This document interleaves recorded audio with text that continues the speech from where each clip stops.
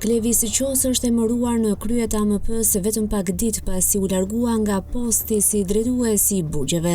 Paralelisht me këtë emërim, janë bërë edhe disa ndryshime në policinë e shtetit. Sipas ndryshimeve, Erion Ahmeti është komanduar në drejtorinë vendore të policisë Fier, ndërsa Andi Banushi është emëruar në policinë Elbasanit. Alfred Cena emërohet shef i komisariatit numër 2, ndërsa Gerald Toska merr drejtimin e komisariatit të Fierit. Në listën e ndryshimeve janë përfshirë edhe nivelet drejtuese të krimit. Dritan Muça është caktuar zëvendës drejtor për hetimin e krimit në Vlorë, ndërsa Dritan Malaj në të njëjtin post në Berat. Islor Islami, shef sektori në mbështetjen hetimore të krimit organizuar, ndërkohë që Erditër Reçeku është emëruar shef i komisariatit në Peqin. Këto lëvizje vinë në kuadër të riorganizimit të strukturave të policisë së shtetit, ndërsa vetëm një ditë më parë Hita firmosi një tjetër furtunë nga Tirana në Kukës.